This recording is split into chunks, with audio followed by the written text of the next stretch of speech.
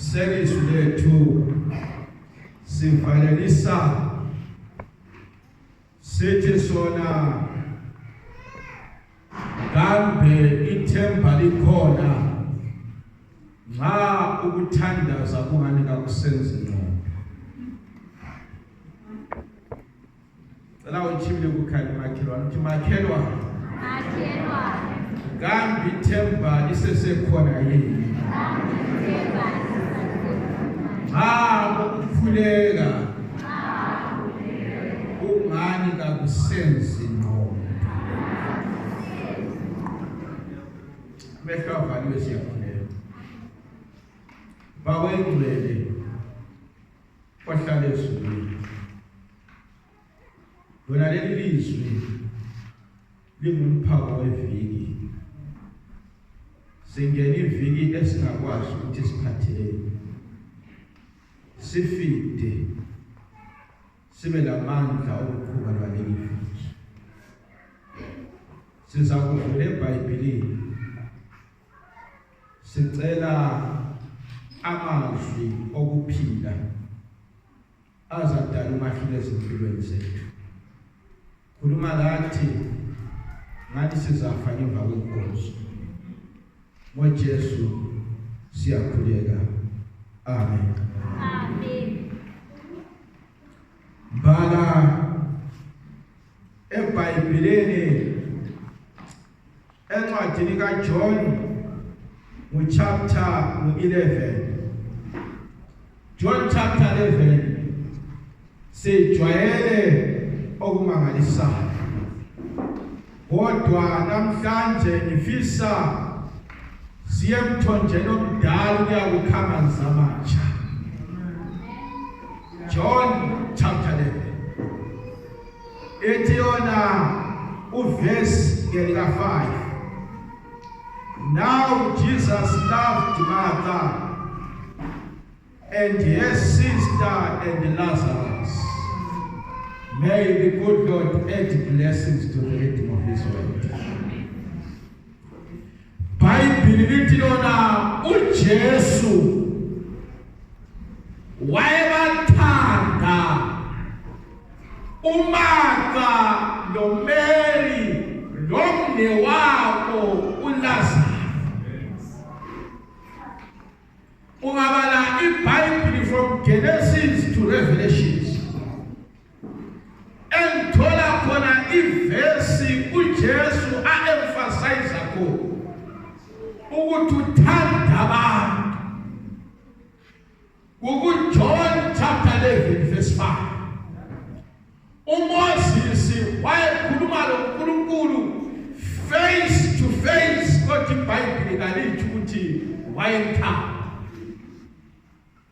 iBhayibheli lithi uAbraham was a friend of God. Kodwa kalithi ukuthi wayemthanda. iBhayibheli lithi uDavid is a man after my heart. Kodwa kalithi ukuthi wayemthanda. Kodwa nxa lifika kuMartha noMary noLazarus, uJesu uthi la iBhayibheli lithi laba uJesu wayebathanda. uJesu asimboni esidle ebalayinini ngaphandle ebhekwane ephekelwa nguBaba. Wayethe bafika koLazaro, uJesu ahlale phansi kuphekwe adle. Wayebathanda uMary noMartha noLazaro. iBhayibheli lithi lona uJesu ebathanda benjalo uLazaro wagula. iBhayibheli ithi bathumela ilizwi layafika kuJesu. Ungayibona kuhle ithi bafika bathi Jesu omthandayo uLazaro uyagula. Labathandwa uJesu balafika. Labathandwa uJesu bayasibhekwa. Labathandwa uJesu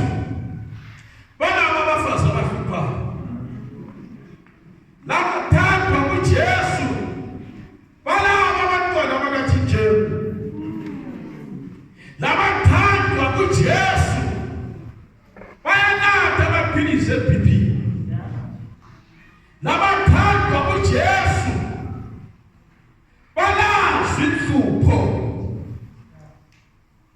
Manje ngilitshele ukuthi uyakhonza kakuthi ukuthi su problem proof. Uthandwa kuJesu uyajonga. Thandwa kuJesu uyayiswela imali yerent. Jesu kuthanda. Uthandwa kuJesu uyaoda ukwelede umatheni. Uthandwa kuJesu uyafuya amabroiler avukekhangele phezulu ezifongosi. Uthandwa kuJesu bangakuhluluza emsebenzini. Uthandwa kuJesu inhlupho zikhona ukuthi singamakrestu kayisiki ukuthi kasisela inhlupho. For God did not promise us a safe flight on this planet Earth. He only promised us a safe landing in heaven. Hallelujah. So sesitshela ivangeli elimnandi lokuthi ungakhonza kuyafika ku-right. Nabakhonzayo balazi inhlupho. uLazaro wagula ethandwa nguJesu. uJesu basebemtshela ukuthi uLazaro uyagula. Njengoba nawe uyakugula umtshele ukuthi sudiniwe ngokuba lilonja. Njengoba nawe uyakugula umtshele ukuthi msiza umngane. Njengoba nawe uyakugula umtshele ukuthi mnizakusebenzela nje namadolo engasavumi. Njengoba nawe uyakugula umtshele uJesu labo bamtshela uJesu. Impendulo kaJesu iyakuzisa.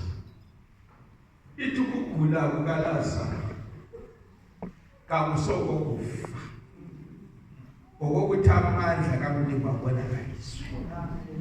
Impendulo omama ababuyela benayo ngkhaya bababuza xa befika uthe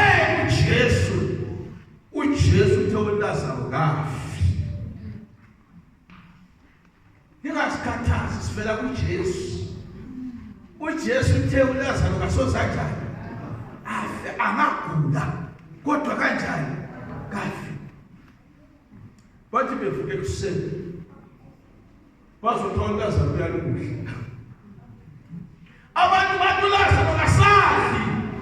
Bathi uJesu uthe uLazaro kafi.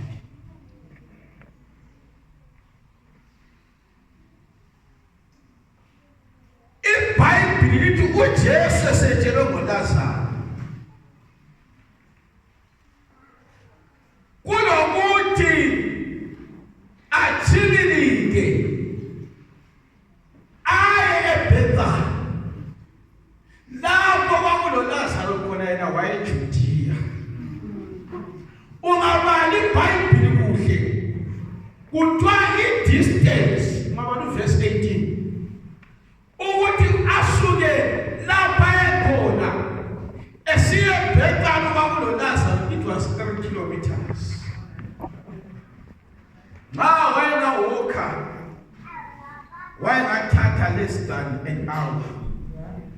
Wayengachofa ibhasini wayengathatha 15 minutes. Wayehamba ngemota wayehamba 5 minutes. Kodwa uJesu uya eJudiya. iJudiya was 70 kilometers away from Lazarus. Kwesinye isikhathi ukuthandaza ngani ngakwenza iqondo. uJesu umtshele eseduze usesabathele uzilile udlukudlo kanjani waphosela lendlu yokwethumi uJesu umtshele ahambe lomendo wakho eJudiya. Baswele thethu ukuthi bakubize bathi kusisi kuphuma umama uJesu ehambe lomendo wakho kungathiwa kusala basindisa ungasakwazi ukuthi ngisindle kumbe yikhaya.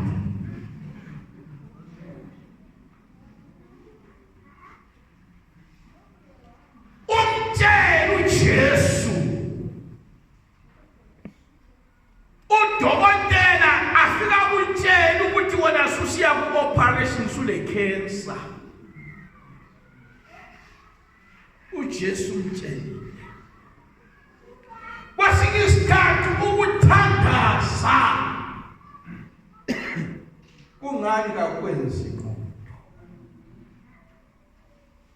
Babekhangela abayedeni uLazaro phela kwembule kwembizwe kuthiwa lapho ngani udlile edla isipuni esisodwa. Bambuza umeli nomathi kanti uJesu wemubuya nini? Hantu lithi useduze la. Akulanto ubuhlungu njengokuhozwa abantu abangakholwa. Uvukele church uyaqala i-off yokuya ku-camping kumhede. Akulanto ubuhlungu njengokukweleta uyadinga isikwelede emuntwini ongakholwa ngala ndawo kusabhasikulu ukudivine yakufonela kuphela.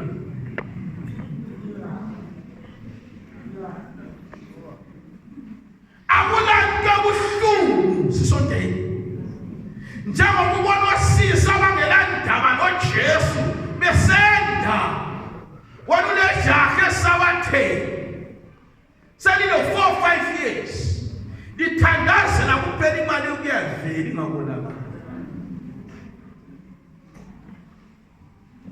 Akulanto buhlungu njengokuba semthandweni likhulekela inzalo iyande abangakholwayo bazala ama-triplets.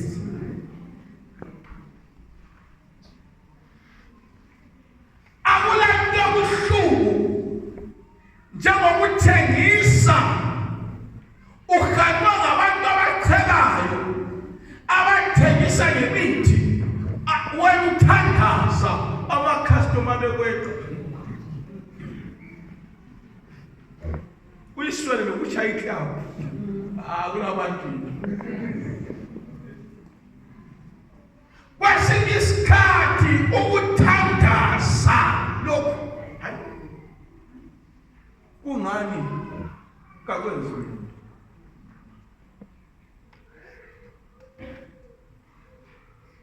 Abantu labayedeni bafunde kuhle.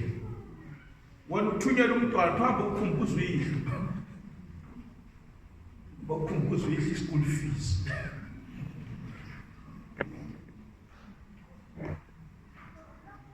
Ngaphethe lesikhundla esilebizo le-church kuthiwa ngu-church elder.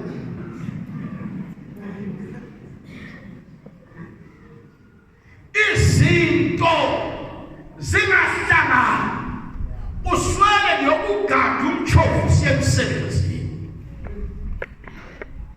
Kwesinye isikhathi ukuthandaza kungani kakwenziwa. Abayedeni betshaye nge-DS wena utshaye nge-open view kungani ukulunga kanti kuswela kulabantu bathela. Ukuthandaza kakungana kwenzi njani akwenzi ngqondo.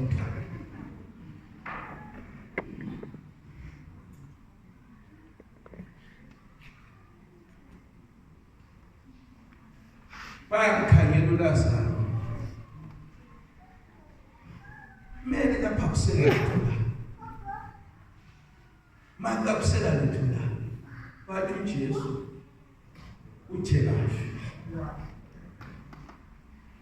uLazaro walumingo wakhahlela okucina umoya wakuphuma wafa uthandasi wafa uJesu etsheni ibona ngani kwathiwa noJesu ababegcwele endlini basala besithini ngoJesu kwesinye isikhathi ukuvukela echurch kunganakwenza kungani uJesu esimkhonzayo akaphenduli imthandazo kuthiwa umbiko wahamba wafika kuJesu uthi uLazaro usefile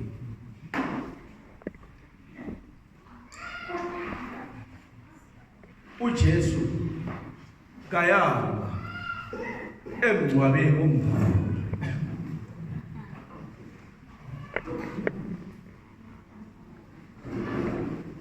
emfeni kaLazaro elewagcwaba amazinyo enhlabathini thule umfundisi kaLazaro engekho mfundisi sakhutshwa samba sifunyuze isidumbu sikaLazaro umfundisi wakhe njani wathandekayo engekho nyake ngibona abantu ngifelo ngangaboni bandla wona ukhalela ibandla kwahlula uJesu lokho koLazaro uJesu wayenjani engekho ukuthi akumenyezelwanga ayesimemezelwa ukuthi uyagulelwa ungakhalali ichurch kwahlula uJesu lokho uJesu wayengekho emfeni kaLazaro usukhalela ukuthi amakalida wabona mfundisi awubona hey bandla nibonile lenthetha bechana hayi bathandekayo bambelele esikhombolelo omele nobaza bangcwaba uJesu etsheni kodwa ngekho phela abantu bafuna ivangeli ukubanjwa njengamaqanda echurch umuntu aqhubeke sithi kweqwa isimemezelo se-department yami vele bamanyile vele angisafuni umsebenzi lokhu kuncane uJesu kabuyanga emfeni ayisidla khona uJesu wasakahle bakini Jesu wayesidla komaka umaka edidizela umele ehleze enyaweni ababehlala enyaweni zikaJesu bafelwa ngayami kuthiwa umngcwabo usuphelile sisonke sokuselela abana abaqedisa ukudla labana abasalayo laba sisonke bathandekayo uJesu wabonakala ethutsha wabuya uJesu umngcwabo usuphelile yikho lapho kunendaba ethela namhlanje uthi amen uJesu xa efika ngicela ole iBhayibheli lesindebele ngoba lokho ngikufuna ngesindebele John chapter 11